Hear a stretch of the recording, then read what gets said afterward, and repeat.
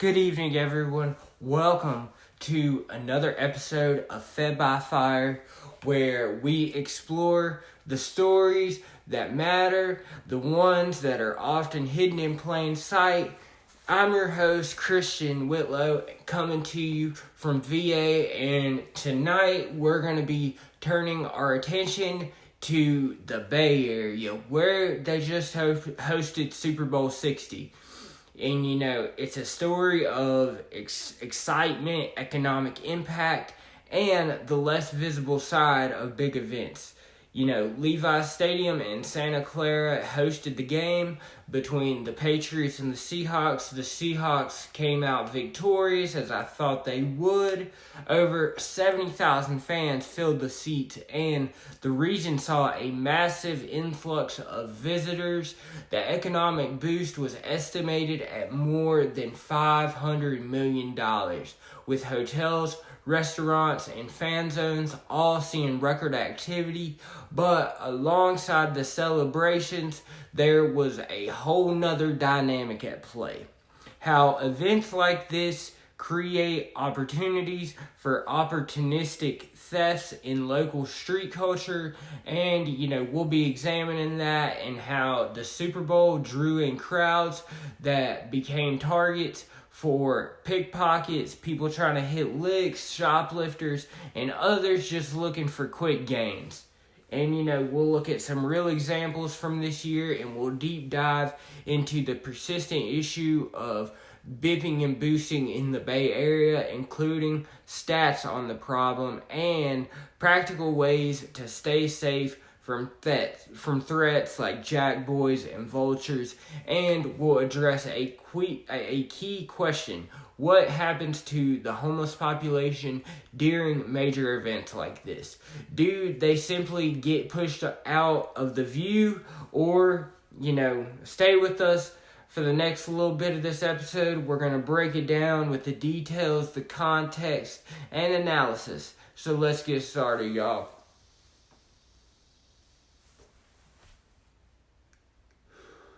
Alright. Sorry I had to get that out there. But to understand the full picture, let's go back to the lead up. When the NFL selected Levi's Stadium, the Bay Area prepared for a surge. Hotels raised their rates significantly, often over $1,000 per night. In central San Francisco, fan zones emerged along, the Embarcadero, featuring concerts, exhibits, and merchandise sales. In certain circles within, the Bay Area street culture, influenced by the hyphy movement and figures like the classics like Mac Dre and E40, news of the event spread as a potential windfall. This includes elements of, y'all know we're talking about the YN culture, where young people with a hustler mindset, they see a large gathering as chances to capitalize, and stories circulated about past events where quick thinking led to extreme gains for these crews. For clarity, terms like bippers refer to pickpockets who operate swiftly in crowds and breaking cars. Boosters are the people who steal from stores to resell and come up for a fast profit. In this context, tourists often stand out like a sore thumb, unfamiliar with the area, carrying valuables, and focused on the festivities and what they're there to do. A typical visitor, say someone, arriving from the East Coast, they're taking in the sights, the Golden Gate Bridge, and everything San Francisco has to offer. But in a dense crowd during a parade, a pickpocket could strike unnoticed, lifting phones, wallets, or, a shopper in a mall near the stadium might encounter organized theft of merchandise. And this isn't isolated. The scale of the Super Bowl, it heightens it. So public transit like BART becomes packed, airports handle extra traffic, and parking areas, they fill up. And the cultural aspect ties into a whole broader narrative of resourcefulness in a region marked by economic contrast.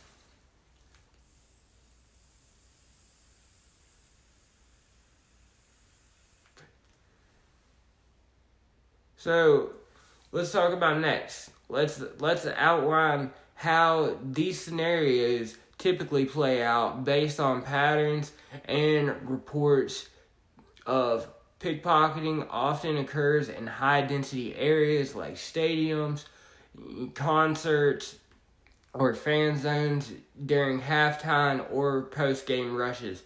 Distractions are common. People focus on lines or their phones. Groups might work together as a team. One causes a minor disruption, bumps into the guy, another makes the grab. Officials issued warnings about such tactics this year, and shoplifting targets stores stocked with event gear.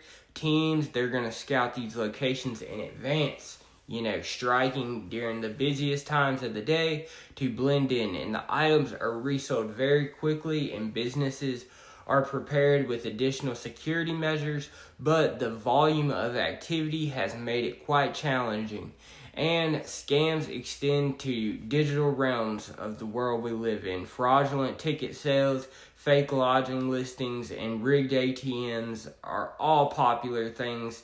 These things prey on the urgency and excitement surrounding events like this. From the perspective, of somebody that was involved in this kind of dumb shit, these represent ways to navigate economic pressures. However, increased police presence, surveillance, and potential consequences make it, not necessarily a high-risk endeavor, because in San Francisco, you're pretty much right back out as soon as you go in. From what I've heard at least. I'm from Virginia. But, from what I've seen, it's a pretty big problem over there, and we're going to be talking about all that. But right now, we're going to be talking about the car break-ins. Let's zero in on one of the most common issues that's amplified by events like the Super Bowls. Car break-ins. In the Bay Area, these are a long-standing problem, often referred to as smash and grabs or bipping in local terms. Thieves shatter a window with a glass breaker and grab whatever is visible inside, usually wrapping it up in under a minute. This kind of activity has been around forever, but it spiked early in the 2020s. With economic strains, they created organized rings on social media and clips that made it almost seem routine. But, the trends, they show improvements, but it's still concerning though, especially in spots like San Francisco and Oakland, where tourists park, and underreporting hides the full scope. Pulling from 2025 data, San Francisco's overall crime rate dropped 25.4% year over year. The third consecutive year of declines. There was property crimes, including auto burglaries. About 30% of San Francisco alone, thanks factors like increased patrols and community programs, and tech and license plate readers have all helped these stats. Oakland saw similar drops in auto thefts, down 15 to 20% in key areas, and they said during big events like this, numbers can tick up. So Super Bowl week saw reports of heightened activity in parking lots around Levi Stadium and hotel zones. Tourists and rentals are prime targets because they're often loaded with luggage and gear and unfamiliar with local risks. But the problem ties directly into, this YN culture we see. The opportunists, we discussed the Jack Boys, as they called them. Or, they be circling these lots for easy picks. And these aren't always solo acts.